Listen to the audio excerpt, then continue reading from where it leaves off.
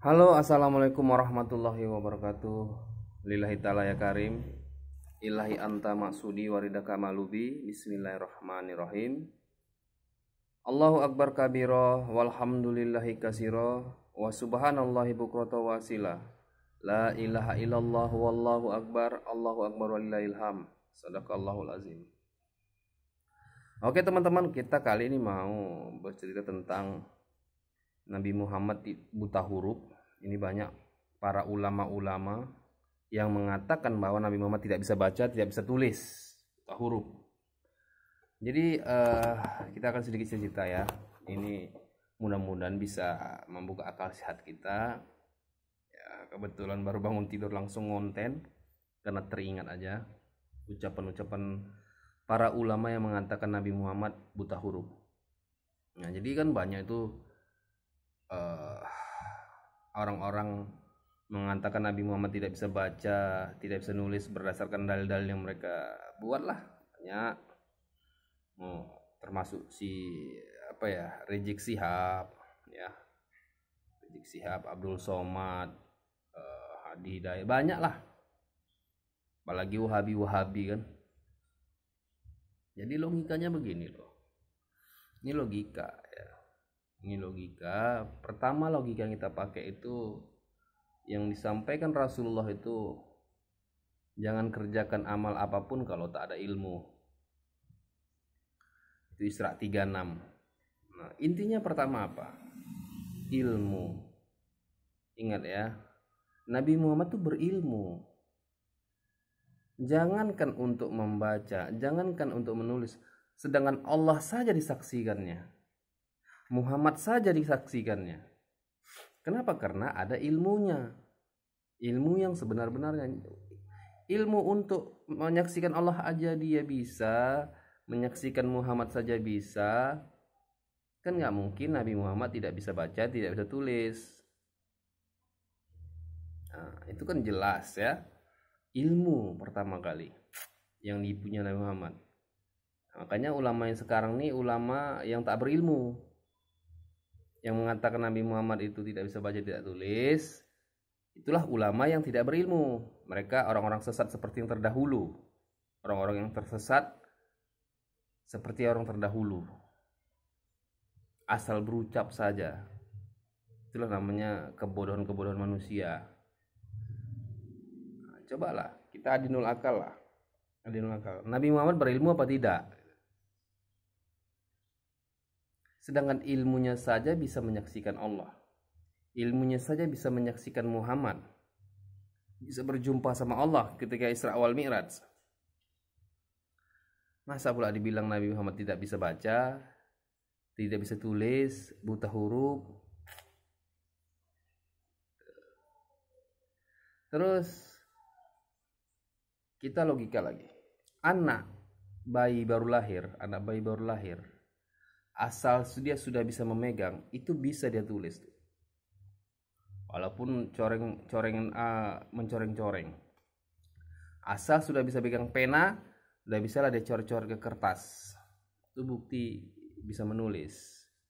Walaupun cuman sekedar coretan-coretan. Nah, namun mungkin yang dimaksud para orang-orang atau ulama-ulama yang mengatakan Nabi Muhammad tidak bisa tulis itu menulis kalimah Allah atau menulis perkataan-perkataan Allah. Nah, maka supaya kita paham, bukan Nabi Muhammad tidak bisa tulis. Nabi Muhammad itu diajarkan melalui perantara kalam. Itu surah Al-A'la ya. Surah Al-Alaq. Allah tuh mengajarkan kamu melalui perantara kalam. Nah, Nabi Muhammad diajarkan melalui perantara kalam. Jadi Nabi Muhammad mengucapkan kalamnya Allah, mengucapkan perkataannya Allah, orang lain menulisnya, atau sahabat menulisnya, atau umat menulisnya. Bukan Nabi Muhammad tidak bisa menulis. Nabi Muhammad menyampaikan perkataan Allah yang berkalam di dalam hatinya, maka Nabi Muhammad menyampaikannya. Yang namanya menyampaikan tuh bukan dengan tangan. Menyampaikan tuh dengan mulut. Disampaikan dengan mulut. Yang menulis itulah para umat, sahabat. Jadi bukan Nabi Muhammad tidak bisa tulis. Pada saat mereka menulis, Nabi Muhammad itu menyampaikan perkataan Allah. Yang namanya menyampaikan perkataan Allah bukan dengan tulisan, bukan dengan tangan, bukan dengan tulisan, dengan mulut. Dengan mulut, dengan lisan disampaikan Rasulullah. Itulah kenapa Nabi Muhammad tidak menulis. Bukan Nabi Muhammad tidak bisa menulis. Ini logika saja. Kira-kira kita mau menyampaikan pakai tangan atau pakai mulut? Itu adinul akal loh, adinul akal. Jadi jangan pernah fungsi organ tubuh kita bolak-balik. Yang menyampaikan itu kan mulut, pakai lisan kan mulut, bukan tangan. Nah, yang menulis tuh para sahabat, umat, nah itu yang menulis. Nabi Muhammad menyampaikan perkataan Allah, kalamnya Allah. Nah, begitu. Jadi jangan bilang Nabi Muhammad tidak bisa nulis. Makanya nih sebenarnya banyak orang-orang sesat yang dari zaman dulu ya. Sebenarnya orang zaman dulu yang mengatakan Nabi Muhammad tidak bisa nulis tuh, tidak buta huruf, tidak bisa menulis, tidak bisa baca, itu mereka orang-orang sesat. Arti orang-orang sesat tuh orang yang belum mengetahui, orang yang belum mendapatkan jalan keluar. Ibarat di dalam satu hutan belantara, orang tersebut di dalamnya, mereka belum menemukan jalan untuk keluar dari hutan belantara tersebut. Tersesat. Jadi itulah orang sesat itu.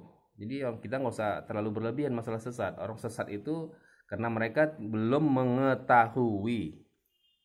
Ya, orang sesat itu karena mereka tuh belum mengetahui. Nah, kafir tuh orang yang ingkar janji, itu aja. Sebenarnya sederhana, nggak terlalu berlebihan sih sebenarnya. Nah, itulah orang-orang yang mengatakan Nabi Muhammad buta huruf, tidak bisa baca, tidak bisa tulis. Padahal kalimat itu ketika ditanya, "Ya Muhammad, Iqra." Nabi Muhammad menjawab, "Ma'ana biqori'ah." Apa yang aku baca? Ma'ana biqori'ah. Apa yang aku baca? Bukan apa yang aku tidak bisa membaca. Ma'ana biqori'ah. Apa yang aku baca? Bukan aku tidak bisa membaca. Itu cuma penafsiran para orang-orang tersebut, orang-orang sesat tersebut, ya begitu. Nabi Muhammad tidak bisa baca, itu kan bodoh namanya. Sedangkan Nabi Muhammad menyaksikan Allah saja bisa, menyaksikan Muhammad saja bisa. Muhammad menyaksikan Muhammad saja bisa. Apalagi sekedar nulis, apalagi sekedar baca. Makanya terkadang orang-orang sesat ini merasa dia lebih hebat dari Muhammad, dari Nabi Muhammad. Mereka bisa nulis, mereka bisa segala-galanya. Nah, mereka merasa lebih pintar dari Nabi Muhammad. Ini yang kejadian yang sekarang ini. Inilah yang terjadi. Merasa lebih pintar dari Rasul. Akhirnya orang bodoh, orang sesat yang mengatakan Nabi Muhammad tidak bisa baca, tidak bisa nulis tuh orang sesat. Dari zaman dulu memang sudah ada gitu. Makanya sini kita bincang-bincang untuk meluruskan. Mudah-mudahan ya akal sehat kita tercerna dengan baik atas yang Allah kasih. Mudah-mudahan kita semua mendapat hidayah. Amin ya rabbal alamin. Oke teman-teman, itu tadi tentang sedikit cerita Nabi Muhammad tidak bisa membaca. Banyak yang gagal paham. Namun kita sini bersharing-sharing. Yang benar itu cuma dari Allah, yang salah itu dari kita. Mohon maaf zahir dan batin. Billahi taufiq wal hidayah. Assalamualaikum warahmatullahi wabarakatuh.